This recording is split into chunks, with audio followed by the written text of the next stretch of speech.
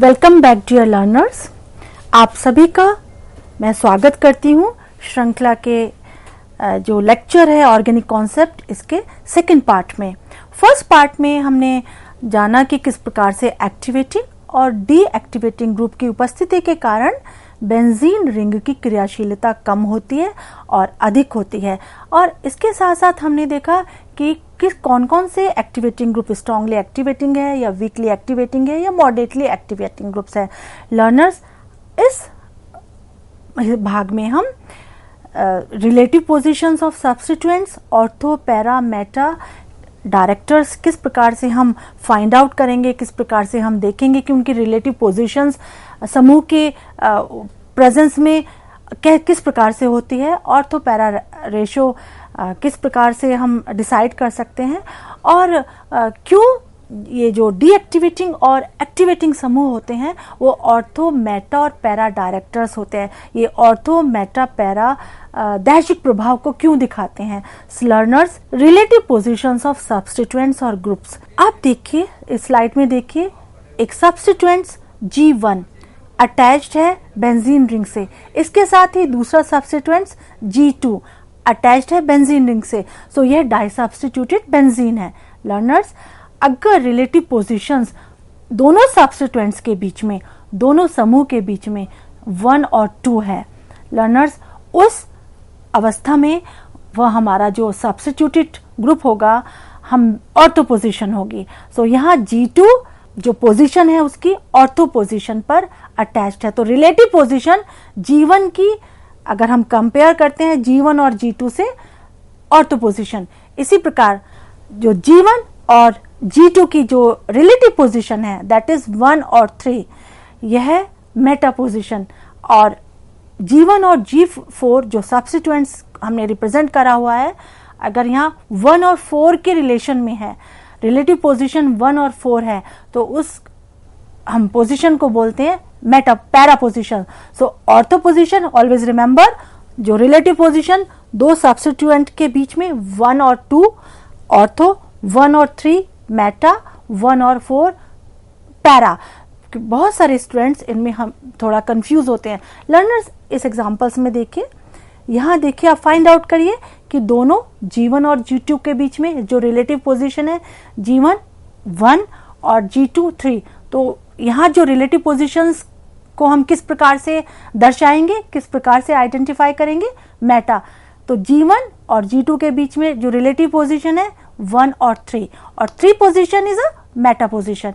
इसी प्रकार next example में, नेक्स्ट में देखिए आप स्ट्रक्चर में G1 और G2 के बीच में 1 और 4 का रिलेशन है। सो 1 और 4 का रिलेशन हमेशा पैरा पोजीशंस को प्रदर्शित करता है, पैरा पोजीशन को आइडेंटिफाई करता है। इसी प्रकार नेक्स्ट एग्जांपल में देखिए G1 और G2 के बीच में फिर से 1 और 4 का रिलेशन है, तो यह भी पैरा पोजीशन को दिखाएगा।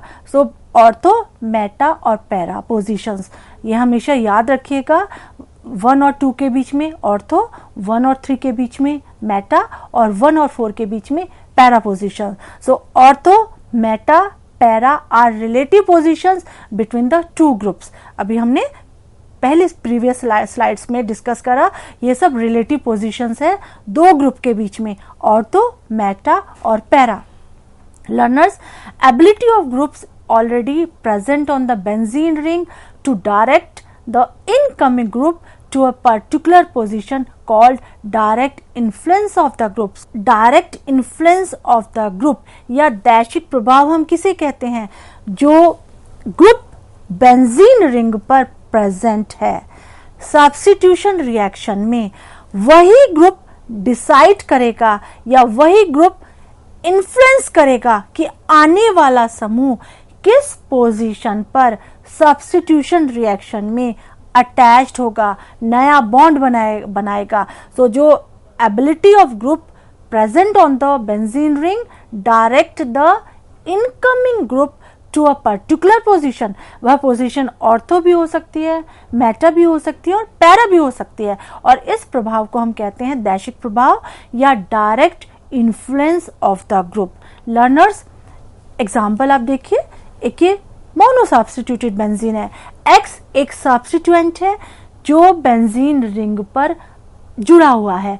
तो यही X डायरेक्ट करेगा इलेक्ट्रोफाइल को कि वह किस पोजीशन पर अटैच्ड होगा। तो X directs the position of incoming substituents. यह हमने Y एक इलेक्ट्रोफाइल्स को दिखाया है, तो X डायरेक्ट करेगा। लर्नर्स ऑलवेज रिमेंबर, हमेशा याद रखेगा, इसी को हम बोलते हैं direct influence of the substituents, दैशिक प्रभाव। तो यहाँ Y और हमने एक ऑर्थो पोजीशन पर दिखाया है, नेक्स्ट स्ट्रक्चर में मेटा पोजीशन पर दिखाया है, और थर्ड में पैरा पोजीशन। सो जो X है, X कोई भी ग्रुप हो सकता है, एक्टिवेटिंग ग्रुप भी हो सकता है, डीएक्टिवेटिंग ग्रुप भी हो सकता है। सो वही एक्टिवेटिंग और डीएक्टिवेटिंग ग्रुप डिसाइड करेगा जो इनकमिंग इलेक्ट्रोफाइल्स है वह किस पोजीशन पर आकर रिएक्शन करे, आकर सब्स्टिट्यूशन रिएक्शन करे। लर्नर्स, सो इस प्रकार से जो सब्स्टिट्यूएंट्स होते हैं वह दो प्रकार के सब्स्टिट्यूएंट्स होते हैं, ऑर्थो पैरा डायरेक्टर्स और मेटा डायरेक्टर्स। सबसे पहले हम ऑर्थो पैरा डायरेक्टर्स की बात करते हैं। जितने भी एक्टिवेटिंग सब्स्टिट्यूएंट्स होते हैं या क्रियाशीलता को बढ़ाने वाले सब्स्टिट्यूएंट्स होते हैं वह सब ऑर्थो पैरा डायरेक्टर्स होते हैं। What is the meaning of this? इसका मीनिंग है कि बेंजीन रिंग पर कोई ऐसा सब्स्टिट्यूएंट्स अटैच्ड हो जो बेंजीन रिंग को एक्टिवेट करे, क्रियाशीलता को ज्यादा करे, या उस बेंजीन रिंग की इलेक्ट्रॉन डेंसिटी को बढ़ाए।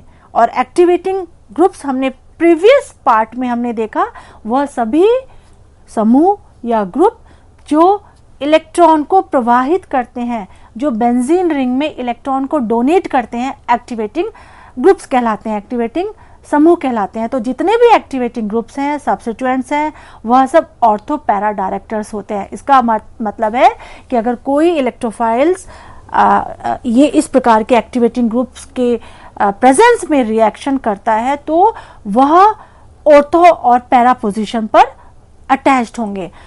सो activating groups donates electron pair to the benzene ring. Learners, warning words for benzene बहुत ही इंपॉर्टेंट है। While handling in laboratory with benzene, benzene को प्रयोग करते समय हमें बहुत ही कॉशियसली हमें रहना होगा, बिकॉज वाइडली यूज्ड बेंजीन एक ऐसा सॉल्वेंट है जो widely used in chemical synthesis as a solvent, and it can affect, it is a very toxic effects on our central nervous system और on bone marrow. So जब हम benzene से काम करते हैं लेबोरेटरी में, so we must take extra precautions, and chronic exposure to the benzene causes leukemia and aplastic anemia. So ये blood cancer भी कर सकता है, एंड अप्लास्टिक एनीमिया में जो ब्लड सेल्स हैं वो it stops the making of new blood cells. So benzene को हैंडलिंग करते समय प्रयोगशाला में या लेबोरेटरी में we must follow some regulations, right. Now here meta directors. Learners, what are the meta directors? जितने भी डीएक्टिवेटिंग समूह होते हैं वह except halogens are meta directors. Why substituents directs the incoming electrophile to a particular positions? ये जितने भी substituents हैं, ऑर्थोपैरा डायरेक्टर या मेटा डायरेक्टर्स, यह क्यों इफेक्ट डालते हैं कि कोई इलेक्ट्रोफाइल एक ऑर्थो पोजीशन पर आए या मेटा पोजीशन पर आए या पैरा पोजीशन पर आए?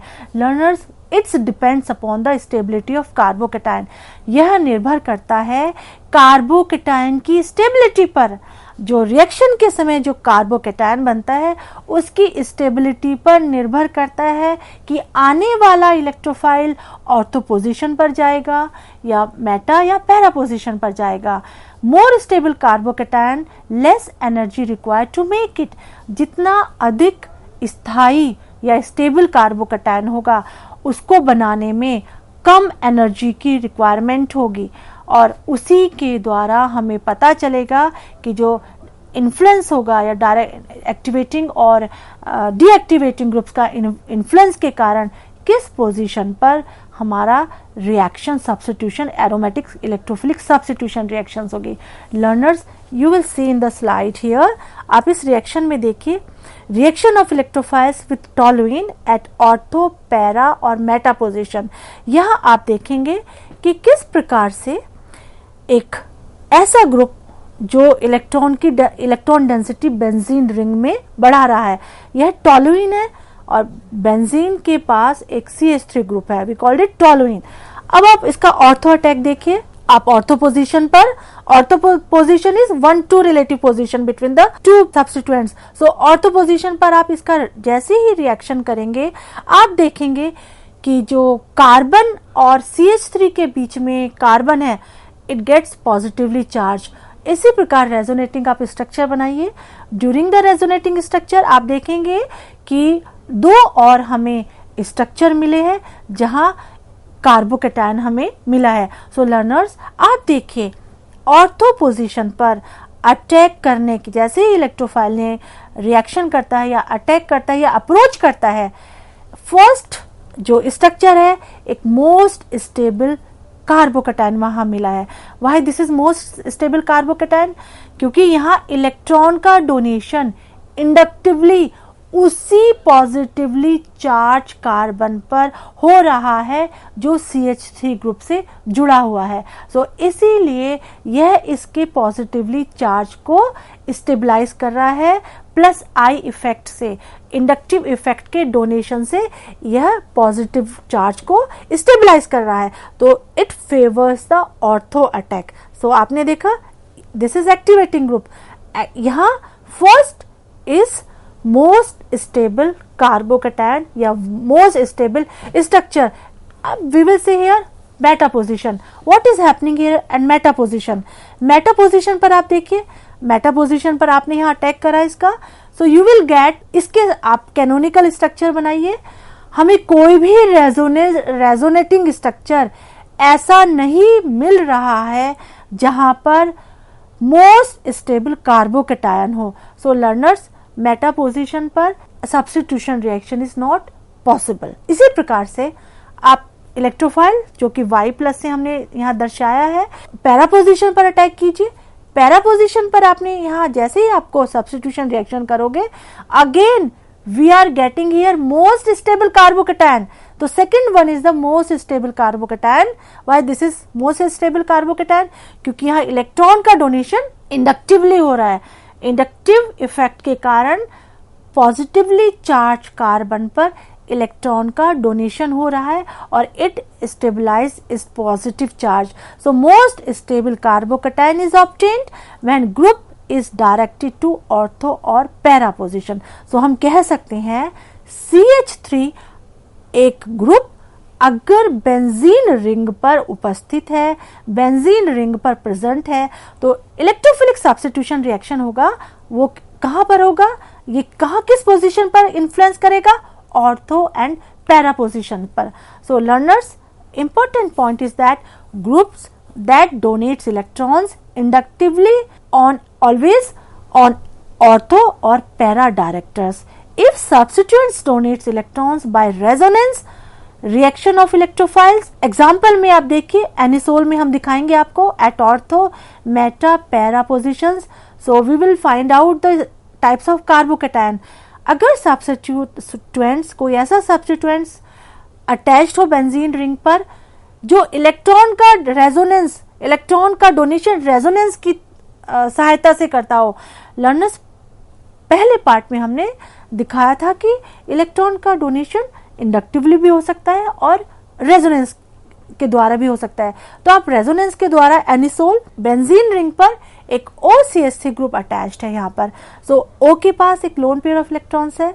सो जैसे ही यहाँ पर आप ऑर्थो अटैक करेंगे, आप you will find out which is the most stable carbocation over here, which is most stable structure over here. तो आप देखिए जो फोर्थ वन स्ट्रक्चर है, that is the most stable structure. Why this is the most stable structure? क्योंकि यहाँ सभी का जो एटम का ऑक्टेट है वह कंप्लीट है। सो आपने देखा कि ऑर्थो पोजीशन पर अगर कोई ऐसा ग्रुप जो रेजोनेंस के द्वारा इलेक्ट्रॉन का डोनेशन बेंजीन रिंग में कर रहा है, वह डायरेक्ट करेगा इनकमिंग इलेक्ट्रोफाइल्स को ऑर्थो पोजीशन पर। आप देखिए पैरा पोजीशन पर, पैरा पोजीशन ऑल्सो सेम। यहाँ जो fourth one he structure is a most stable structure. So all groups that donate electrons by resonance are ortho-para directors. So हमने यहाँ देखा कि जितने भी ग्रुप इलेक्ट्रॉन्स का डोनेशन इंडक्टिवली या रेजोनेंस की सहायता से करते हैं वह सभी ऑर्थो-पैरा डायरेक्टर्स होते हैं। लर्नर्स, आप इस यहाँ देखिए एनिलीन, प्रोटोनेटेड एनिलीन में आप मेटा पोजीशन पर देखिए, मेटा पोजीशन पर आप यहाँ अटैक करेंगे।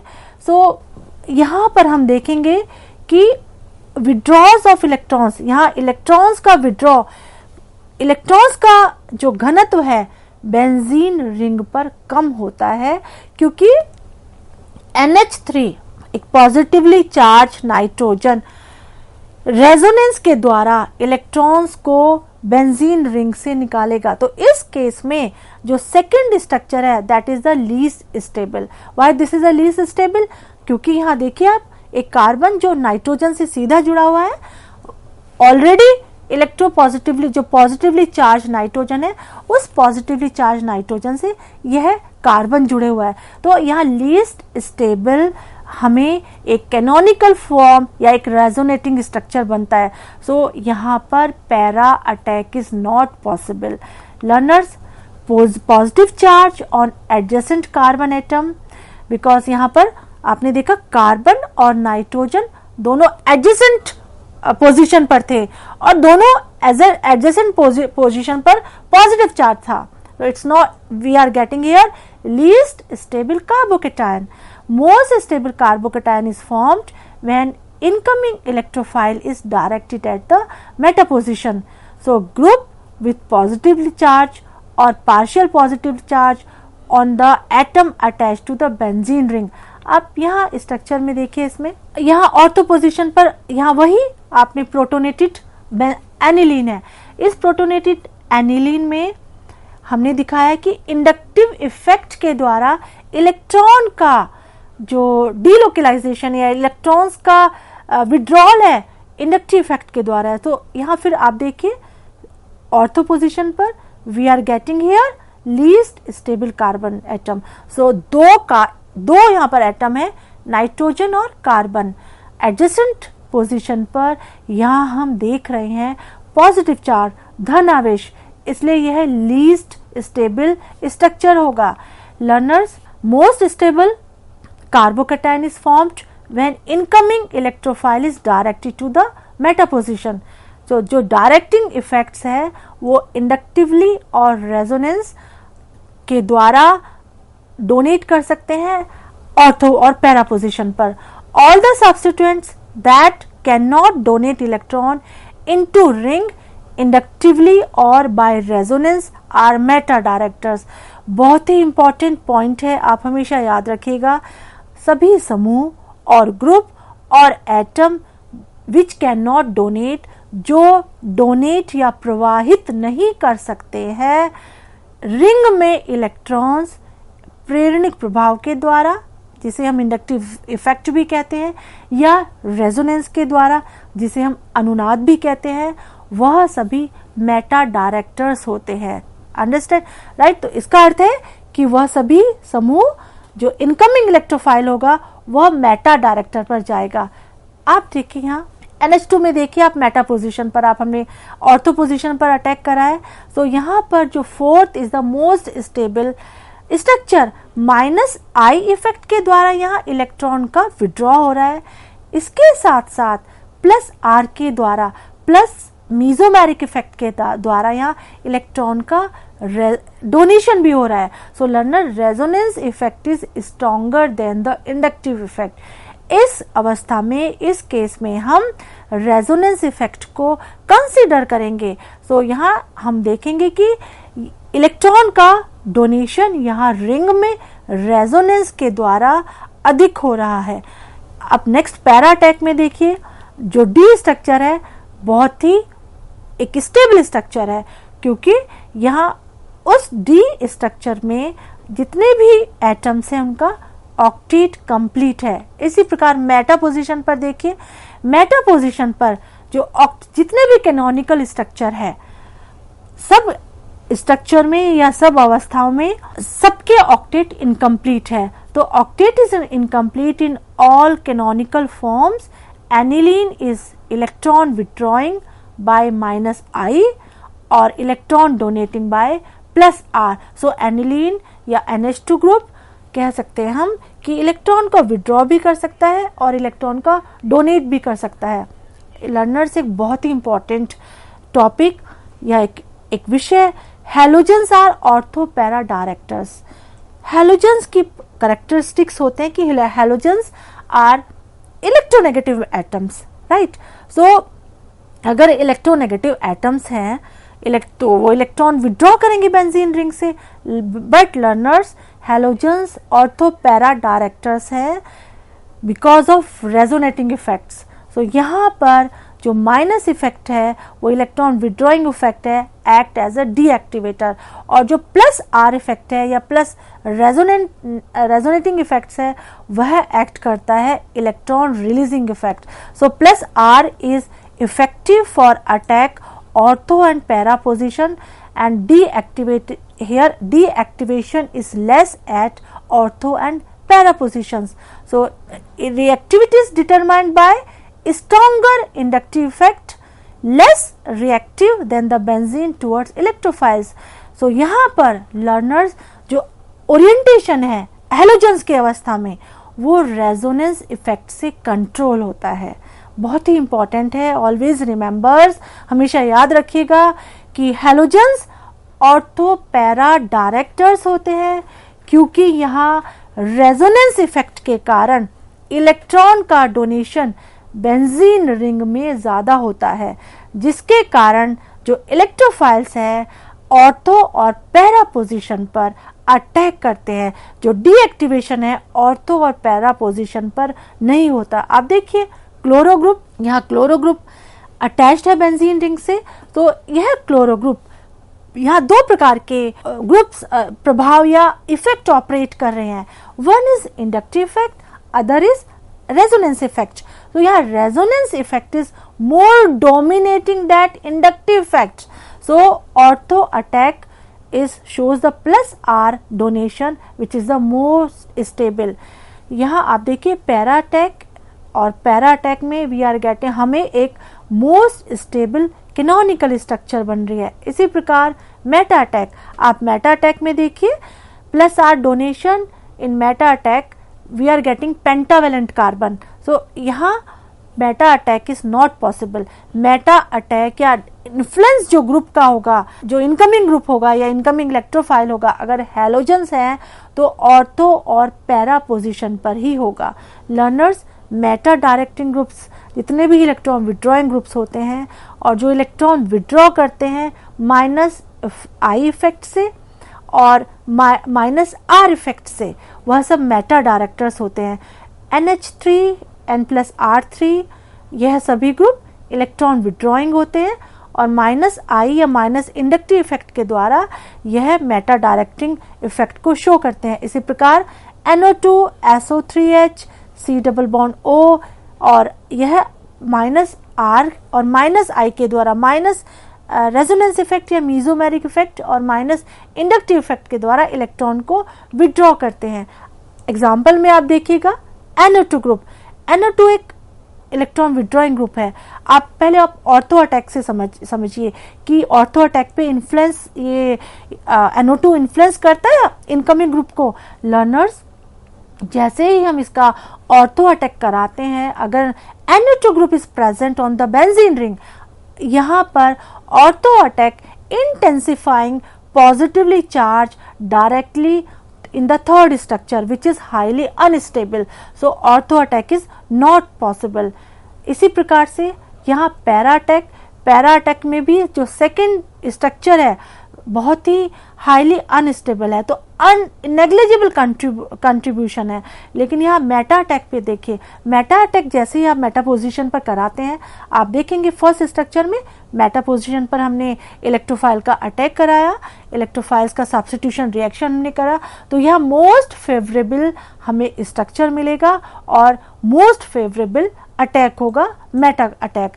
सो ortho and para directors are the ortho isomers, and यहाँ हमने जितने भी एक्टिवेटिंग समूह होते हैं सब ऑर्थो और पैरा डायरेक्टर्स होते हैं, और जितने भी डीएक्टिवेटिंग समूह होते हैं वह सभी मेटा डायरेक्टर्स होते हैं। Now learner question is arising, यह क्वेश्चन एक आप सोच सकते हैं कि ऑर्थो और पैरा रेशियो को हम किस प्रकार से फाइंड आउट कर सकते हैं कि ऑर्थो और पैरा रेशियो किस प्रकार से होगा। आप देखिए यहाँ जैसे ही हमने अटैक करेंगे, यहाँ पर ये जो टॉलुइन है इसका नाइट्रेशन करेंगे हम, हमें दो प्रकार के प्रोडक्ट यहाँ मिल रहे हैं, एक ऑर्थो और एक पैरा। नाउ और विच इज द मेजर, तो लर्नर्स बिकॉज यहाँ दो ऑर्थो पोजिशन है, राइट, सो यहाँ दो ऑर्थो पोजिशन के, two ortho position sterically hindered, so preferably जो यहाँ पर जो मेजर प्रोडक्ट होगा वो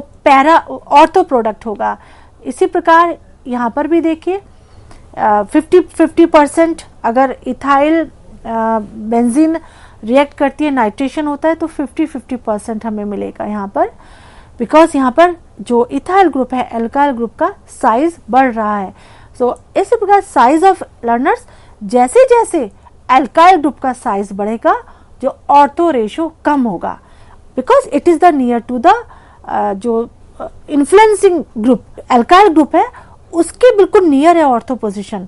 सो जैसे जैसे एल्काइल समूह का जो साइज बढ़ेगा ऑर्थो प्रोडक्ट कम मिलेगा हमें, पैरा हमें जो रेशियो होगा ऑर्थो और पैरा का रेशियो ज्यादा होगा। So ortho and para ratio in disubstitute benzene depends upon the steric hindrance, electronic effects और प्रोबेबिलिटी फैक्टर।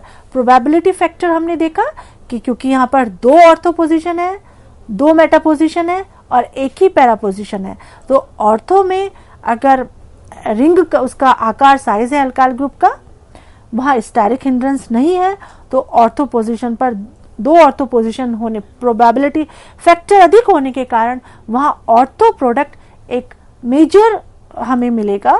और अगर रिंग का साइज जो रिंग से अटैच्ड अल्काइल समूह है उसका साइज अगर बढ़ता है तो रेशियो कम होता जाएगा।